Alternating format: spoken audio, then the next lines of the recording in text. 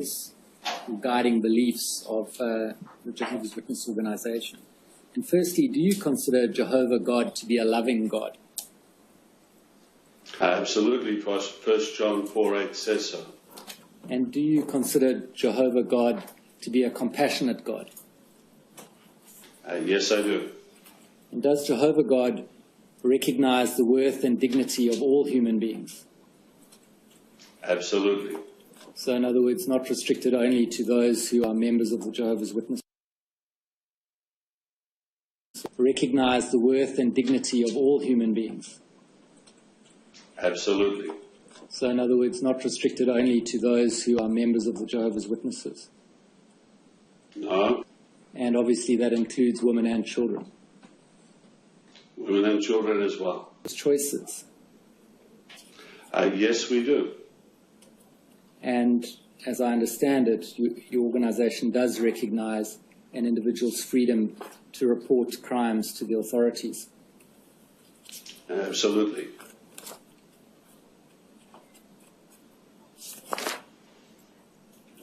Now, as I understand it, people who no longer want to be known as one of Jehovah's Witnesses, but who have been, must then dissociate. Is that right? No, not necessarily. I meet many people in my travel that perhaps were Jehovah's Witnesses at one stage, but then have decided no longer to be active, as they haven't gone through a formal process. Well, I've chosen my words deliberately, Mr. Jackson. Okay. If someone no longer wants to be known as one of Jehovah's Witnesses, they must then dissociate. Yes. Is that right? Well, again, please, if they want to take the action of doing that, but of course they have total freedom if they don't want to apply to officially be removed as one of Jehovah's Witnesses. They can tell anyone they want that they're no longer a Jehovah's Witness. Well, I'll come back to that, but perhaps I can take you to tab 109, page 155. So this is the manual organized to do Jehovah's will.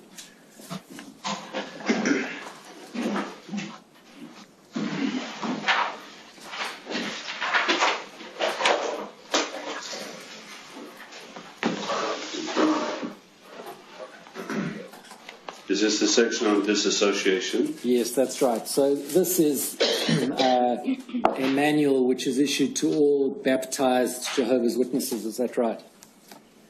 That is correct. And this let me clarify, to be precise, those who are approved to go from door to door. Well, so someone who's preparing for baptism and is an unbaptized publisher would be allowed to have a copy. Okay, I see. So all baptized Jehovah's Witnesses would be guided by this, but in addition you say some who are not yet baptized.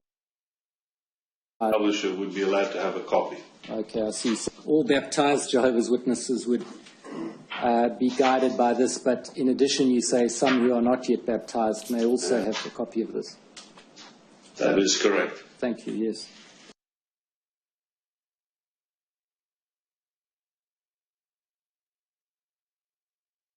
No, there isn't one available. Yes. All right, so affiliation applies to the action taken by a person, and this isn't edition, is there? No, there isn't one available.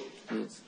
All right, so affiliation applies to the action taken by a person who, although a baptized member of the congregation, deliberately repudiates his Christian standing, rejecting the congregation by his actions, or by stating that he no longer wants to be recognized as or known as one of Jehovah's Witnesses. So is it the case then that someone who no longer wants to be recognized as or known as one of Jehovah's Witnesses... well, again, please, if they want to take the action of doing that, but of course they have total freedom if they don't want to apply to officially be removed as one of Jehovah's Witnesses. They can tell anyone they want that they're no longer a Jehovah's Witness. Well, I'll come back to that, but perhaps I can take you to tab 109, page 155. So this is the manual organized to do Jehovah's will.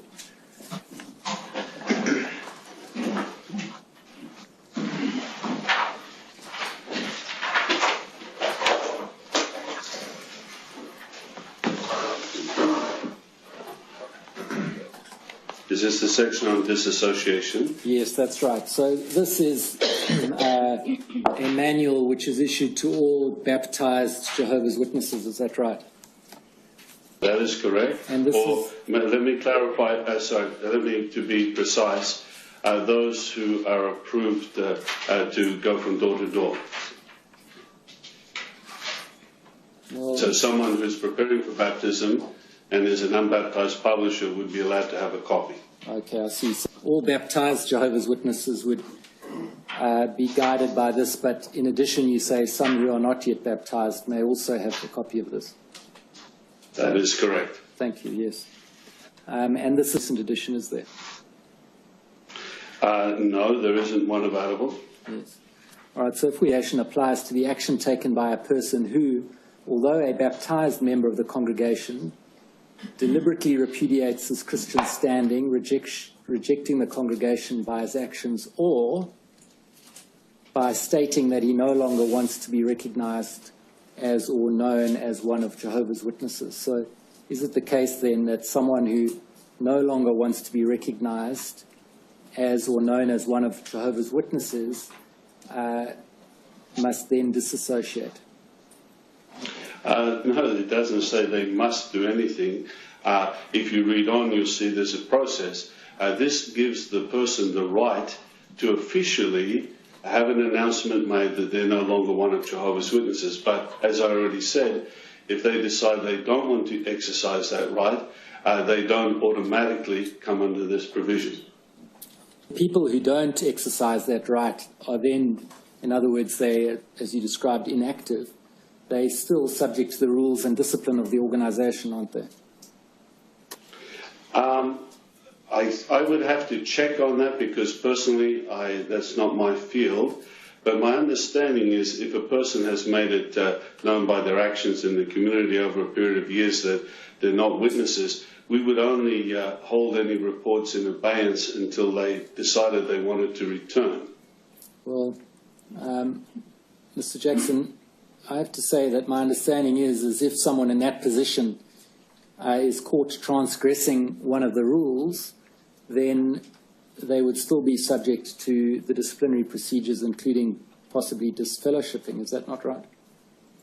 That is a possibility, but in all fairness to your question, I think there are circumstances that I couldn't make a definitive comment on that. Yes. And so, for example, if they had become inactive or sought to fade without formally dissociating, and the elders came to visit and found them celebrating Christmas or a birthday, they would be found to be in transgression of the rules, would they not? That is not my understanding. But again, as I said, it's not my field.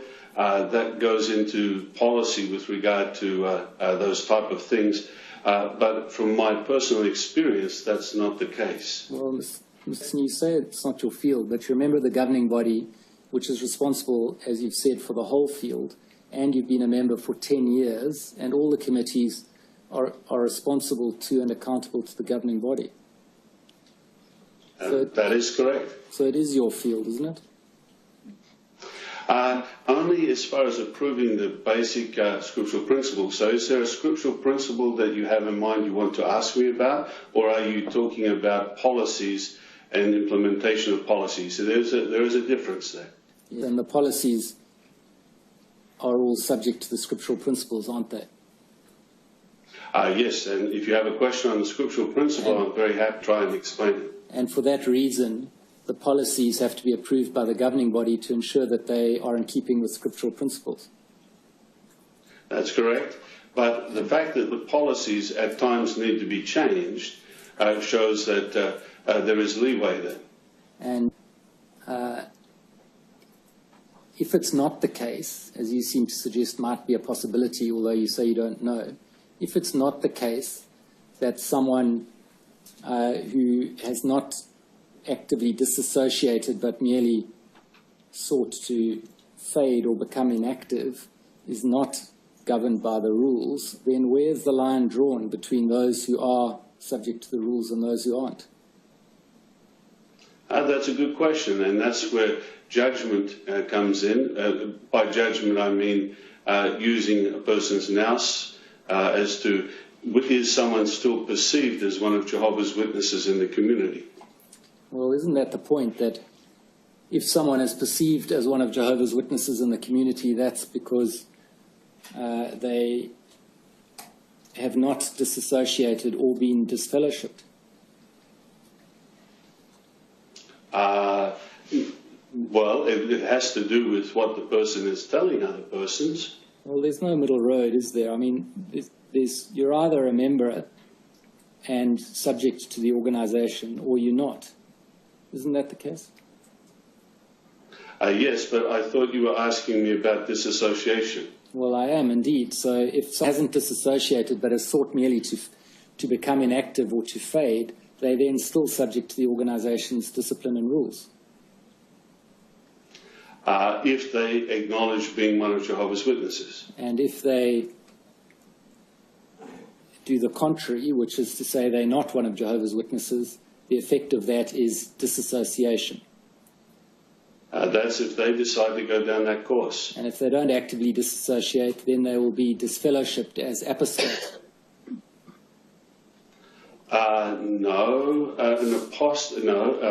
An apostate is someone who actively goes against what the Bible teaches. Well, if the elders come on the door to a former member to a member who's been inactive and sought to fade away, and says, "Well, are you still a Jehovah's Witness or not?" and the person says, "Well, no, I don't want to be a Jehovah's Witness," the consequence of that will be either disfellowshipping or disassociation, won't it? No, I don't agree with that. Not from what I've seen. Can I just say this hypothetical situation, which is probably a one that could happen. Two elders call at the door of someone. They're not going to come out and say, "Hello, I'm celebrating Christmas." It presupposes that Jehovah's Witnesses have some sort of spy network to monitor these people, which we don't. But if that person says, "Look, I was baptized as one of Jehovah's Witnesses, but I'm no longer active," no doubt the elders will say, "Well, we would encourage you to return. Is there anything we can do to help you?" Now, in that process of them returning, if they feel prompted to say that they have been living a lifestyle that is contrary to what Jehovah's Witnesses would live, then certainly we would handle that. Well, let's take that hypothesis where they visit this household.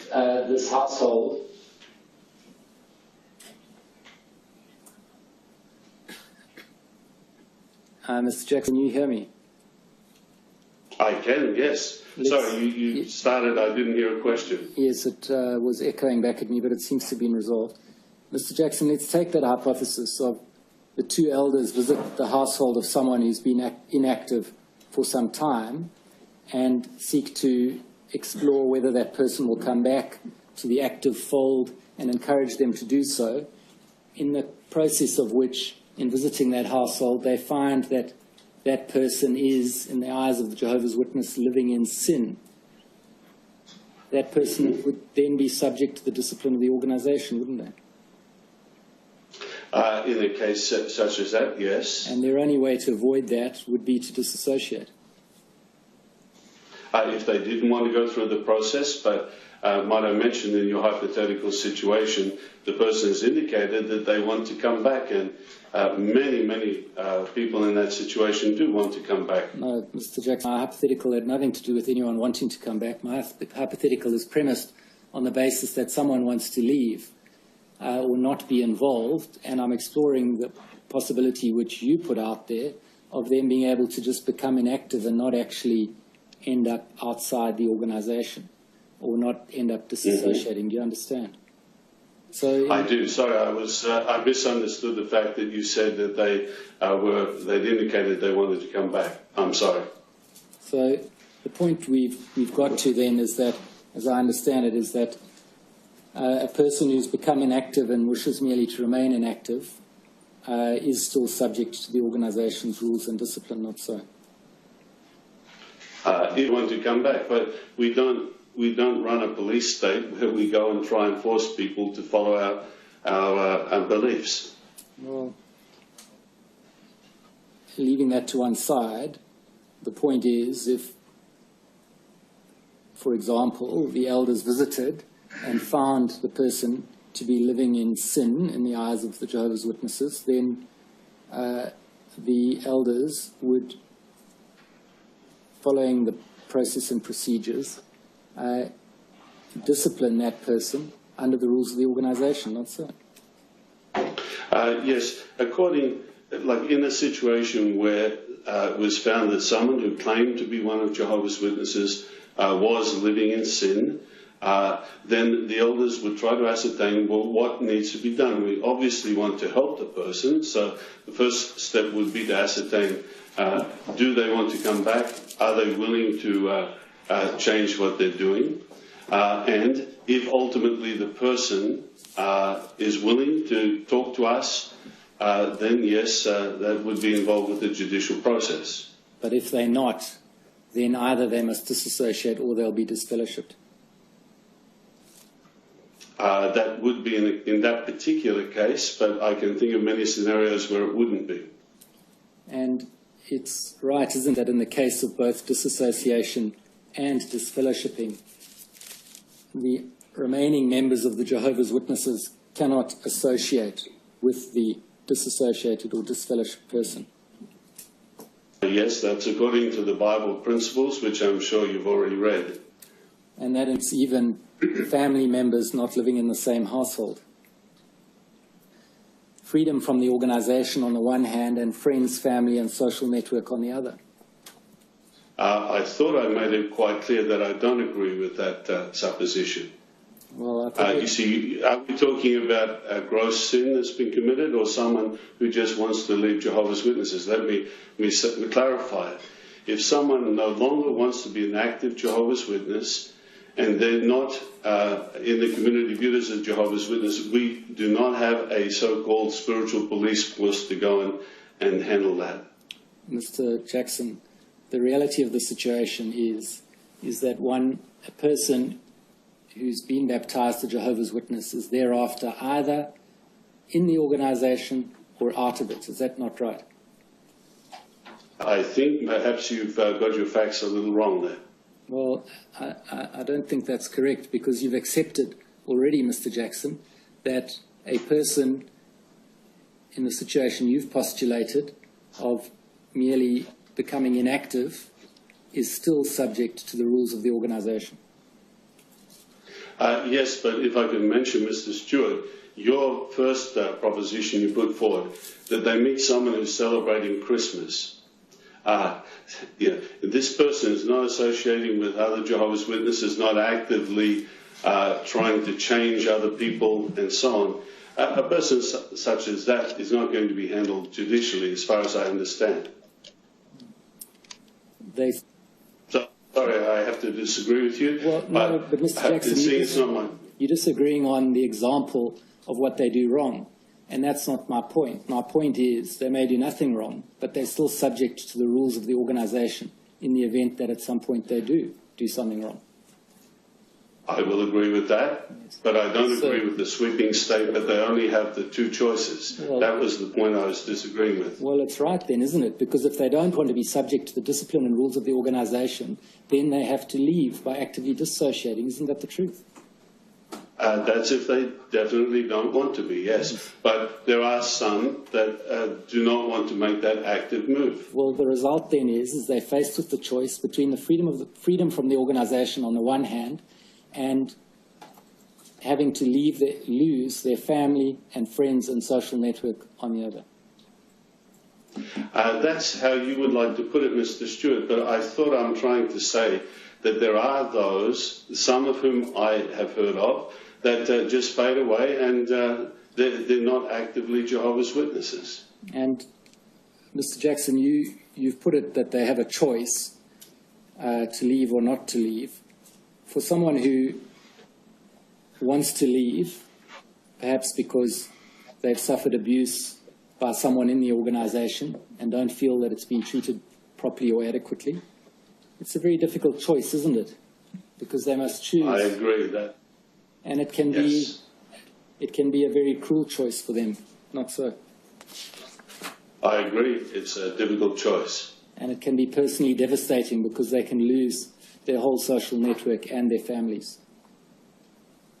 That can be the case, yes. Would you accept then that putting people to that choice through this system of disassociating from them, or shunning as it's sometimes referred to, is contrary to the Jehovah's Witness belief in freedom of religious choice?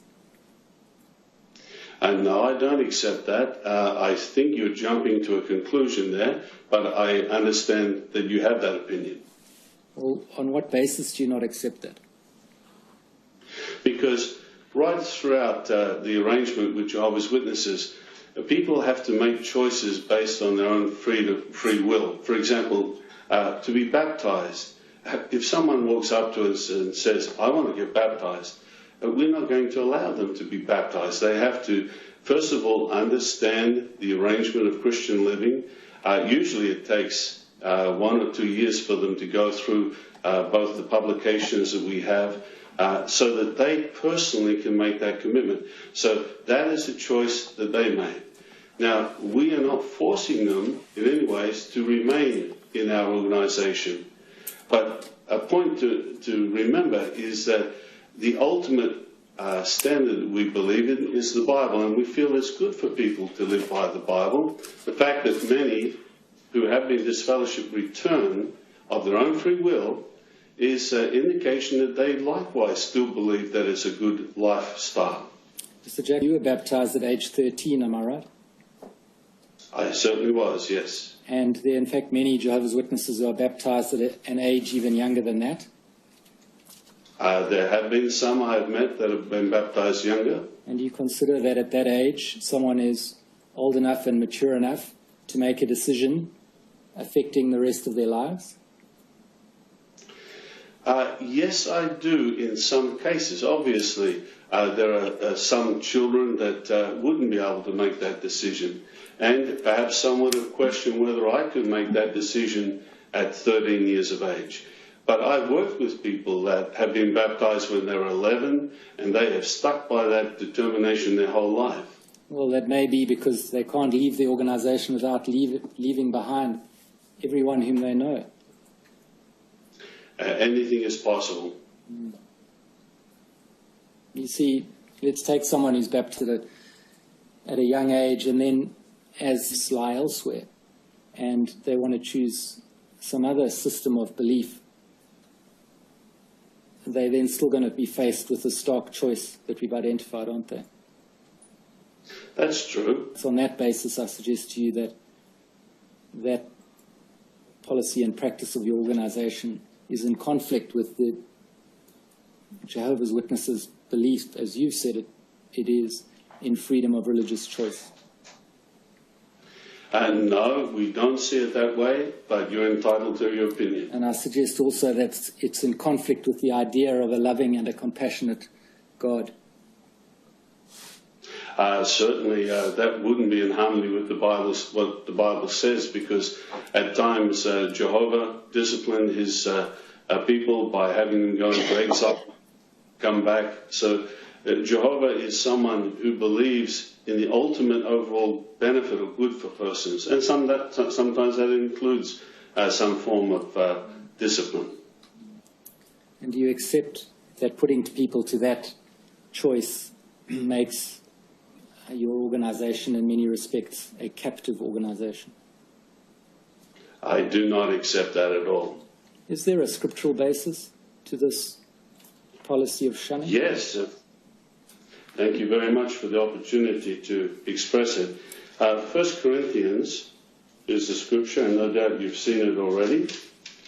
But 1 Corinthians, that's on page 1530. Can you just identify? And in this 1 Corinthians chapter 5, and starting at verse 1, it speaks of a situation where there was sexual immorality in the congregation in Corinth. Sorry, Mr. Jackson, I'm really just asking, is there a scriptural basis, and you've identified what it is? Because my next question is can it can it change? In other words, is there a basis upon which you foresee that your organisation might be able to change that policy? No. Now, do you recognise, Mr. Jackson, and in asking this question, let me make it clear, I'm not suggesting it's peculiar to the Jehovah's Witness organisation. There are many, many organisations in this position. But do you accept that the Jehovah's Witness organisation has a problem with child abuse amongst its members?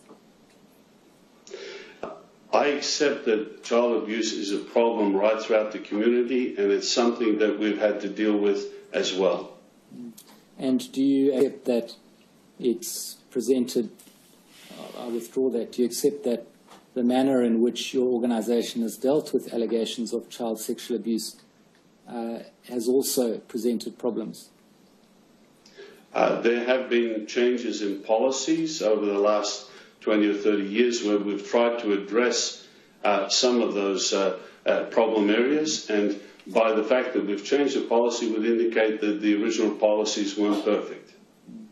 And you accept, of course, that your organisation, including people in positions of responsibility like elders, are not immune from the problem of child sexual abuse?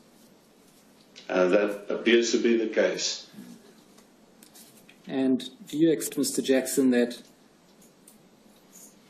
many of the efforts that are being made by different people and organisations to highlight the issue of child sexual abuse and try and find solutions are genuine efforts to improve the situation? I do accept that, and that's why I'm happy to testify. And that such efforts are not necessarily an attack on your organisation or its system of beliefs? We understand that too. You described earlier in your testimony that the work of this Royal Commission is beneficial. Do you accept then that the Royal Commission's efforts are genuine and well-intentioned? I certainly do. And that's why we came into the Royal Commission hoping that collectively something would come forward that would help us as well as everybody else. And would you disagree then with anyone who said that the efforts to highlight and deal with child sexual abuse in the Jehovah's Witness Church is engaging in apostate lies? I guess that's a broad question, because sometimes those who make these accusations make many other accusations as well. But let me assure you, the person making the accusation is not the main thing. The main thing is there some basis to the accusation? And if there is some way that we can improve, the governing body is always interested in seeing how we can refine our policies. You see, Mr. Stewart, could I just emphasise, as a religion, two very strong things we feel. One is we try to keep a high moral standard, and secondly, there's love among the organisation. So we want to treat victims in a loving way. Well, just on that point, Mr. Jackson, has the governing body considered apologising to survivors of child sexual abuse at the hands of elders within the organisation? I haven't been in any discussions with regard to that. Is that something that you foresee might happen? In other words, that an apology at least be considered? The governing body has apologised on other matters, so for me to say I can't speak collectively for everybody, but we have apologised on things in the past in other areas, so it is perceivable. And has the governing body considered the introduction of a scheme of paying compensation to people within the organisation who've suffered child sexual abuse at the hands of elders? Well, let me say there are many schemes that we've had with regard to humanitarian areas where, like flood victims and so I know this is not related, I'm just explaining. The governing body is happy for our organisation to spend money helping persons. How much more so someone who has been traumatised or affected in a bad way. Those are my questions for Mr. Jackson, Your Honour. You know, I suspect, Mr. Jackson, that the Commission is considering a redress scheme for survivors. Are you aware of that? I did hear it mentioned, Your Honour, but I have no idea of the details. Well, one of the suggestions is that there should be a scheme, national or otherwise, in which all of the institutions in which people were abused come together and provide for an independent decision-making process which would enable a fair distribution of compensation for those who were abused. Do you understand? I do understand, Your Honour. Would the Jehovah's Witnesses in a joint scheme with other institutions where people were abused? Your Honour, the answer is we need to see the details. But the possibility of us making sure help is given to those that have been victims, certainly that is a possibility. Well, does that mean that the Jehovah's Witnesses would not, as a matter of principle, decline to join with other institutions in a coordinated redress scheme? Your Honour, we would need to see that nothing was scripturally against us doing that, but there are many times when we have to deal with others with regard to financial matters. So per se, it's not something that is totally out of the option pool. I want to ask you a question about a different matter. Yes. Mr. Stewart raised with you the difficulty of your adherence to the biblical references that require two witnesses before an allegation can be accepted. Do you understand? I do understand that. Now, we had evidence, and indeed this will, I'm sure, be your experience, that you hear from a person who alleges that something wrong has happened, and you yourself are entirely convinced of what they're saying to you and are satisfied that it's correct. You understand? I do understand. And you can be in that position when there is no other witness to the event. That is correct.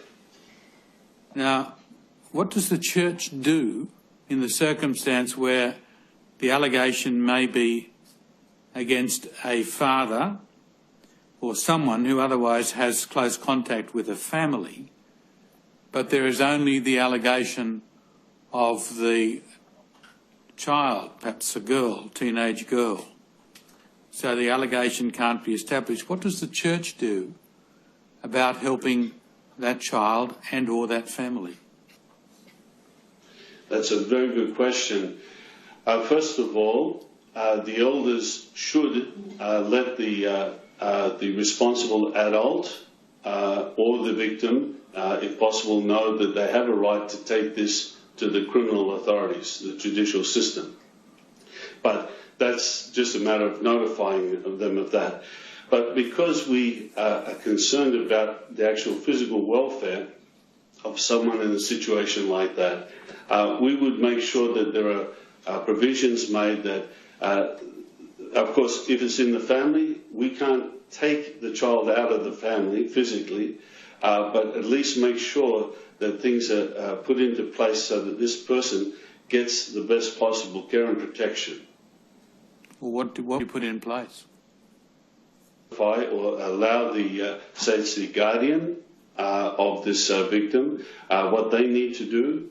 And of course, if it goes to the police, then it goes right into that whole government type arrangement whereby the government has authority to perhaps come in and separate families and so on. But Mr. Jackson, many of these people don't want to go to the police because that involves potentially a public process, trial and so on. It's very common that people don't want to go to the police. But in the assumptions that I've put to you, the young person has acknowledged the church's obligation imposed upon them to report the misbehaviour to the church. You understand? Mm-hmm. And then they find that the church won't determine the allegation to be true and act accordingly because there's only one witness, that is the young person.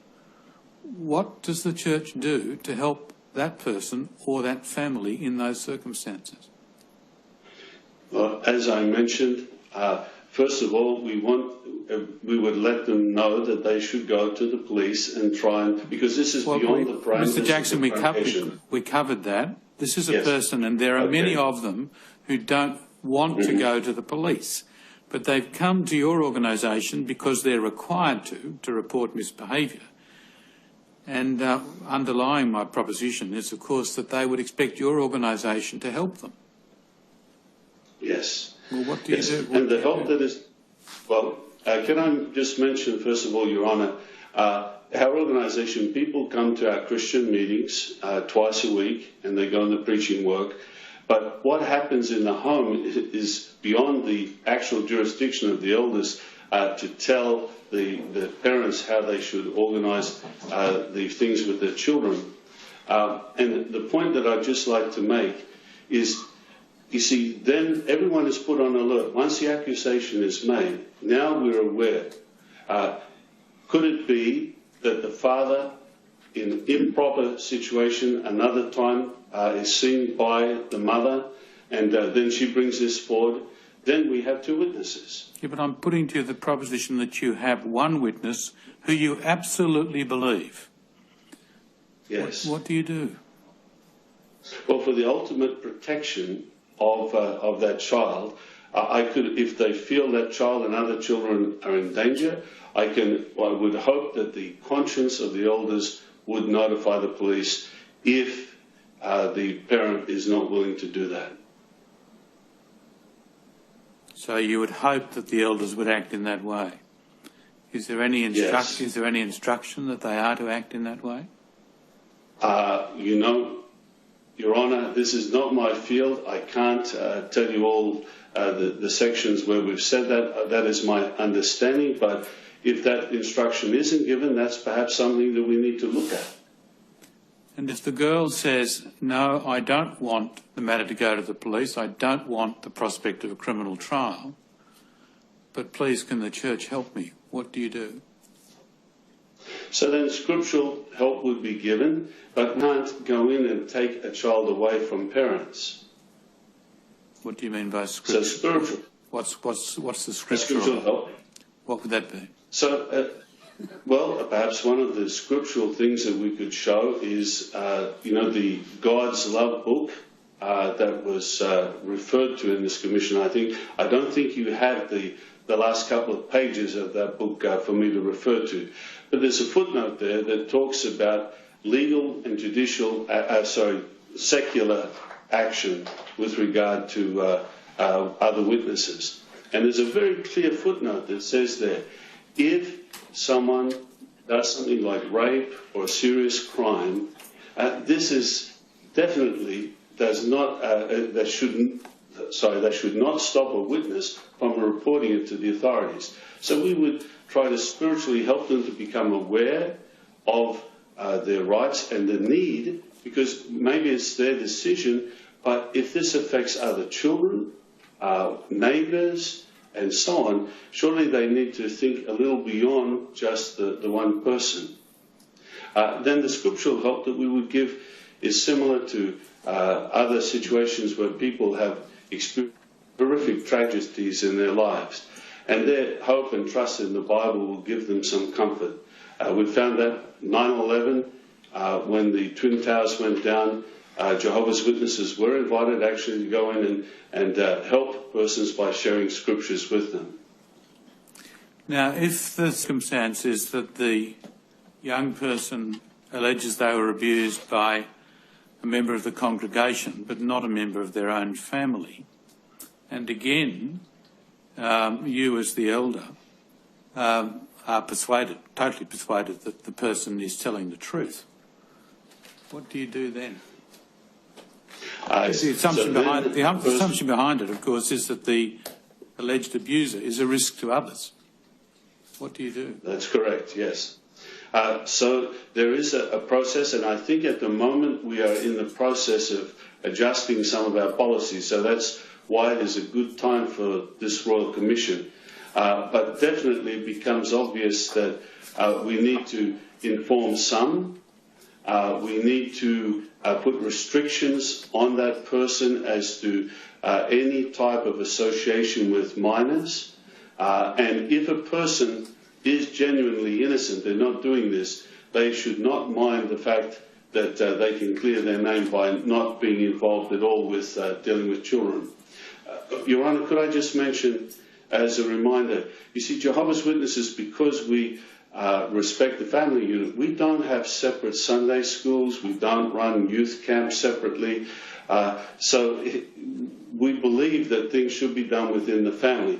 But the spiritual help that we can give and trying to protect, avoiding contact with someone who's accused with minors is a little easier for us because we don't have those youth group separate type arrangements. Does anyone else have any questions? Ms. David. Thank you, Mr. Jackson.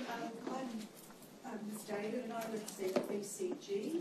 Are you familiar with BCG's case? I'm sorry, I'm not, no. I haven't lived in Australia for 36 years and I haven't certainly had a chance to look through the files. Well, BCG was one of the witness statements and gave evidence at this commission. You haven't had the opportunity to read her evidence or to look at her statement? I haven't, I'm sorry. The reason I came here was to care for my ailing father, and that's taken a lot of my time. Plus, I wasn't aware of the fact that I would be called before the Commission. I understand that, Mr. Jackson, but just do you not think that it is important, and I appreciate your own personal circumstances, it's not a criticism, but do you appreciate that it is very important for people in such senior positions as yours to really have a good understanding of the perspective of a survivor of abuse as BCG is? I agree with that comment, and let me say I empathise. I don't know the details of what happened to the person you're representing, but I certainly empathise with whatever tragedy he or she has had to face. But do you agree that unless your organisation takes organises some research or study into the plight of people such as BCG, that will never really understand how the processes you have in place affect them? That is a valid comment. And at this stage, would you agree that you have not really undertaken or organised to undertake any such research or studies into the experience of people, young people or people of any age that have been abused within the organisation? That is a little hard for me to give a definitive answer. Within the parameters of how we normally do research for our publications and so on, and the fact that our service departments are handling cases such as your client, they have considered a lot of the approaches that we've taken, and that's why we have changed things. And I'm sure the policies have changed since the time the person you were representing was actually helped or handled. Just remaining on that point, you're aware that a Dr. Monica Applewhite gave evidence before the Commission? I am aware, but I certainly didn't get a chance to see it. I apologise. Are you aware that she was provided with some documentation or some witness statements from the Jehovah's Witness elders, but she was not provided with any witness statements from the survivors of abuse, that have been provided during the course of this proceedings? I'm sorry. I really am not in a position to say anything about it because could I just explain, as empathetic as I am to the case, what I would hope for is that at the end of this commission, those who have had far more experience than I have in this subject will be giving recommendations to the governing body. I appreciate that, and certainly I've certainly noted what you have said in the evidence today. I just want to make the point that can you understand how people like BCG, who have had nothing but just really very traumatic experiences, feel very concerned when they feel that their voices are not being listened to at all by the senior members of your organisation? I'd be very disappointed if that's the case, and certainly I would hate for that impression to be given to the person you're representing. Well, and so in your efforts to ensure that in the future the processes will be reviewed to ensure that the perspective of the abused person is given proper heed, do you think it would be a good idea for your organisation to actually conduct some sort of research? I think the more information we can get, the better, because all of us are trying to deal with a very horrific problem, and any amount of information we can get would be beneficial. I just want to make the point here, it is a very horrific problem, but the problems that have been that BCG and others like her have experienced are compounded by their experience by having to go through the processes within your own congregation. So what I'm saying, it's a universal problem, but there are specific issues that clearly just relate to how the Jehovah's Witnesses have been dealing with it. So I guess what I'm suggesting, how important it is that it be a review that have specific regard to your processes. I take your point as a valid point. Just want to come to, on the issue of BCG, I know you're not aware of her case, but I will just very briefly give an overview, having regard to trying not to take too much time.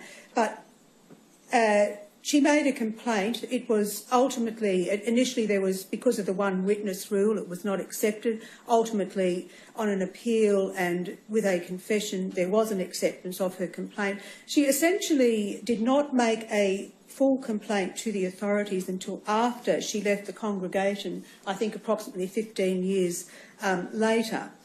But in the interim, when the abuse was by her father, in the interim, approximately 7 years after she was initially abused, she learned that her father, BCH, had been reinstated back into the church. That's a very short history, but upon that event, she wrote an impassioned 5-page letter to the head office in Australia about her position and sought help. What she also sought was an assurance that the matter would be handled. She was leaving it absolutely. Her issue was entirely, this is a devout young Jehovah's Witness woman, she was leaving it in the care of the Jehovah's Witness church to do something. And she wrote a letter. She said, "Now I can only leave the matter in your hands and pray Jehovah directs the outcome, whatever it may be." But she implored head office Bethel not to ignore the letter and to do something about the terrible situation. She explained about her suicide attempt. She explained the devastation to her and to her sisters who were also abused. What was sent back to her was a letter, and if it could look at please at Tender Bundle 30.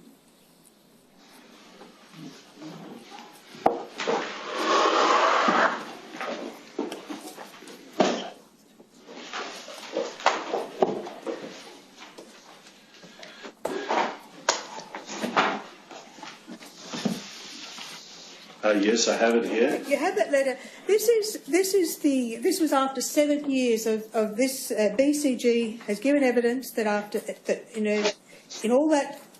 after she made the complaint, that she did not receive any assistance or certainly sufficient support, or even scriptural support. But if you could look at that letter, you can see that it says, firstly, always throw your burden on Jehovah. Can you see that in the second paragraph?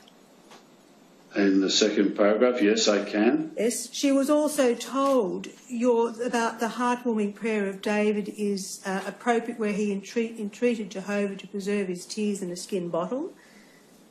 She has given evidence here to the effect that she felt silenced by what she was told. And she also said, and what she was essentially advised, if you go to the third paragraph, is that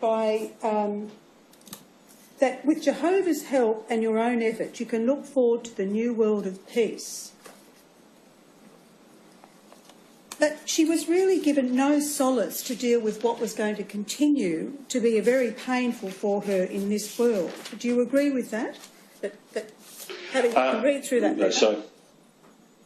Yes, and this is the first time I've seen the letter. My apologies. But I would agree with you that if this is the only help she got, certainly that is not enough. But as I said, I don't know the case. What help did the elders give her personally? What are the circumstances? But I agree with you that something far more than a letter like this would be required to help her. And do you also appreciate that it could in fact be even some strict reliance on just giving scriptural guidance to someone who has suffered extreme trauma can in fact result in even a more damaging outcome for that particular person? Do you accept that? What I accept is that sometimes when a letter is written, it's very hard to convey the spirit behind the letter. Yes. I certainly would expect as a member of the governing body that anyone writing a letter from a branch would do so in the spirit of love and concern. So perhaps, but I do admit that if someone read this, they perhaps could not see that love and concern. And we accept that by what she has said in her letter, which was, now I can only leave the matter in your hands, and I won't, it's a 5-page letter that there's not enough time to go through clearly here now, but throughout that letter she is seeking assistance, guidance, help. She's told you about the trauma she has experienced, but there's a real duty, isn't there, to do something about the overall well-being of a person such as BCG. I agree with what you said. They need far more than just one letter. And do you agree that given the special nature of the congregation, as I think you have said before, that it's not just a case of congregation where people turn up and go to church, it's a family, that there is therefore an even greater duty within that family to ensure that people like BCG are cared for in a comprehensive way? I agree totally with you, probably more so than you realise. Each sheep in the congregation is someone that needs to be cared for and loved, and I find it very, very hard to believe that this was the only hope that was given to her, and if in fact that was the case, my heart goes out to her, and certainly we need to make sure that more help is given than this. And I just want to come back to the point made before about, or the questions that I asked you before in relation to ensuring that there was some research done. For example, Dr. Applewhite came here and really to really say that the education program was a good one and perhaps better than some others, but there was no research to demonstrate how effective, in fact, the Jehovah's Witness program was. And again, I apologise for the length of my question, but I'm trying to get to a point, which is that it is really disheartening for the survivors that evidence from people such as Dr. Applewhite, without any reference whatsoever to the victim's experience, suggests to them that the reason for engaging experts is to, in fact, rather, if I can say, it has more to do with the reputation of the Jehovah's Witnesses than any real attempt to get to a deep understanding of their experience. I certainly hope that is not the case, and that certainly was not the intent of it. So please be assured that we are interested in individuals such as the client that you're representing. Yeah. I just want to go back to... Please, sorry. May I take this opportunity? I don't know your client, but please could you convey an expression of my love and concern, and reassure her that obviously she's had an opportunity to speak about how she feels, and hopefully this will help the policies and procedures to improve. I just want to now go to something a little bit, if I can say, more technical. If we go to document Tender Bundle 120 at page 72, which I think is...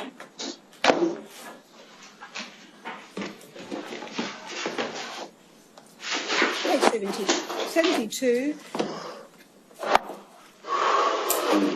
I just want to ask you, it refers there to the testimony of youths as being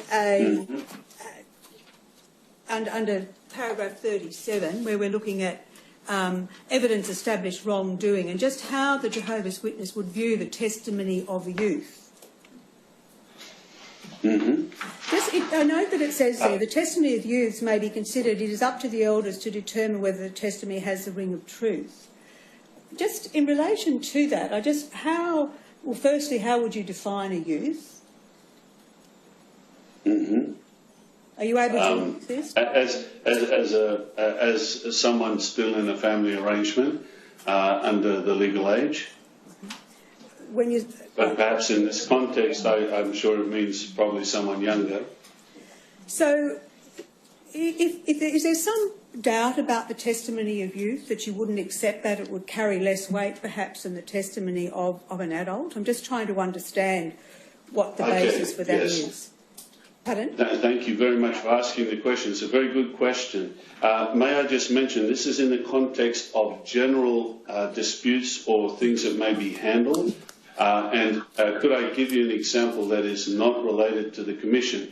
It could be, say, for example, a mother and a father decide to separate, there's a divorce, and now the children, maybe the mother has primed the children to say certain things about the father in order to get custody of the child. Now, of course, Jehovah's Witnesses are not involved with deciding if parents, how they do divorces and so on. But you see, in a case like that, in the testimony of a child, you'd have to take in consideration in that situation whether or not they were influenced by one of the parents or otherwise. It's just only a caution to make sure that the evidence is credible. But may I stress, this is a general principle across all the type of things that we're handling. Can I just understand? I'm not quite sure I'm understanding. Wouldn't it be the case that you would have to consider the evidence of anyone to determine whether it had the ring of truth, whether they were a youth, child or adult? What's the difference? That is true, Your Honour. That is true. To start, could I just say, with regard to sexual abuse, we've already made the statement that the child would be believed. But in these general principles that I tried to highlight with regard to a divorce or some other things, perhaps a child who's dependent upon a parent may be influenced in some way by them.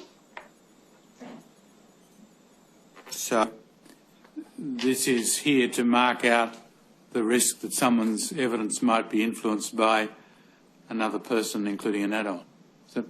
That's correct, Your Honour, yes. And it's only a reminder. It's in no way designed to say that children cannot give evidence. Very well. Just in relation to, given that you've categorised the testimony of youth, is there any other, the testimony of children, is there, the testimony of children is not mentioned at all there, so I'm just concerned as to whether the testimony of children would have even lesser weight because of the age of a child and perhaps their vulnerability to influence. I'm not quite sure of your question, I'm sorry, but this is just in the context of, like you see, the next bullet point mentions the testimony of unbelievers and disfellowshipped or disassociated ones. It says may also be considered. So again, if someone has disassociated themselves, perhaps they have a grudge against someone in the organisation, but this person is credible in giving a witness, they could give a testimony. So it's just giving some general guidelines, common sense, nous type things to those that are handling these cases, but in no way is it designed to stop these ones. I was going to ask you about this bullet point, but you took us to it. It separates out the testimony of unbelievers and disfellowshipped or disassociated ones. It says that it may be considered, but it must be weighed carefully. It suggests to an outsider that what the document is doing is expressing a need for extra caution when it's the evidence of an unbeliever as opposed to a believer that's being considered. Is that a correct reading of the document? The reading of the document is saying someone who doesn't agree with or feel the same way we do about the scriptures, perhaps may take a different viewpoint on certain things. For example, the matter of lying. You see, Jehovah's Witnesses endeavour to be truthful and present facts in a truthful manner. Someone who is not a witness may have no difficulties at all about telling a lie. I'm not saying, Your Honour, that no Jehovah's Witnesses are perfect, but that's just a reminder there that these ones perhaps could make a false statement. So my assumption is correct that the document is saying be more careful with the evidence of unbelievers than you would be with the evidence of believers. Is that right? That's what it says. Yes, Your Honour. Sorry, just to be clear on the issue of the testimony of a child. Again, is there an age that you might define a child, compared with a youth to make that distinction? Is there any age category or some criteria that you would use? Or sorry, I wish I could answer your question, but I think that goes to people more qualified than I am. But if just coming to that, would that be an area that you would review in the context or in relation to any wrongdoing, but particularly in relation to, obviously, the matters in issue here, in relation to the testimony of youths? Because do you agree that that could very much confuse an elder who took that literally to, begin with a level of scepticism about the testimony of a youth? Your point is well taken, and that's why we update this book from time to time when we see perhaps inadequacies in it. And that as a whole, it might, by omitting reference to a child, it might make the reader consider, well, what is the status of the evidence of a child? Does it have any value at all? Mm-hmm. There's all other points. Yeah. Just an argument. When you were answering questions earlier to counsel assisting, and Your Honour, you clearly seemed open to the idea that perhaps prior to the Judicial Committee it might be an opportunity for women to be involved in that preliminary, if I could say, preliminary investigative stage. I'm just coming down to the point of where it says there must be 2 or 3 eyewitnesses, not just people repeating hearsay. I'm I just see that if you look at that point there, that there must be 2 or 3 eyewitnesses, not just people repeating hearsay, that you would really have to formalise a process whereby if an abused person spoke to, for example, a couple of female sisters, that wouldn't then just take on the character of hearsay evidence. Do you understand the point I'm making there? I understand your point, and yes. I just guess what I'm saying is that when you are looking at policies, do you agree that it would be worthy of ensuring that did not perhaps confuse an elder attempting to interpret this policy, that in fact it would diminish the value of involving women at that point? It's a good point, and let me say we're always interested in trying to improve whatever we're doing. So again, just coming back to the scriptures, that again clearly, as BCG was a very devout young Jehovah's Witness, that the importance of ensuring that whatever scriptural guidance a devout Jehovah's Witness survivor is given, that it is, it just can't come from a one-size-fits-all scriptural package. Do you agree? I agree totally. I do agree totally. That it must be tempered with by having real experts consider how a young person like BCG might internalise certain scriptures in a way that is ultimately quite destructive. Yes, I agree. Thank you. Thank you. Does anyone else have any questions? No? Mr. Bannon, no? No. Mr. Stewart, do you have any questions? No, I don't, Your Honour. Yes, very well. Well, that completes your evidence, sir. Thank you very much for your time today. You're now formally excused from your summons. Thank you. Mr. Stewart, right? Yes, Your Honour. 2 things. One, in relation to the directions, those were made a week ago on the basis of 4 weeks for submissions and 4 weeks thereafter. Given that we've had this evidence today a week later and that Dr. Applewhite's report is still to come. No. I was going to ask whether we can have it. No, we'll leave the directions in place. It's important, like it is with all matters, that we ensure that we dispose of them as efficiently as possible. I'm not prepared today, by reason of the fact that we have this further evidence, to vary the directions. If, however, there are circumstances that emerge down the track, then I won't be so hard as to say there can never be an application, but not today.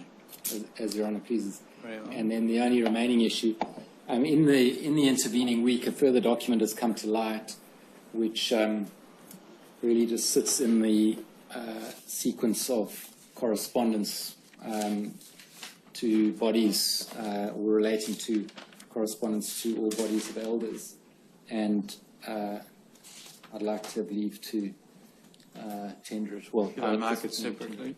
It should be marked separately, Ron. Yes. I'll mark it Exhibit 2834. So what it is it's a letter dated 10 October 2002 from Watchtower Bible and Tract Society of Australia to all bodies of elders in Australia. Yes. And that's all that I have, Your Honour. If there's nothing further, I'll adjourn. All stand.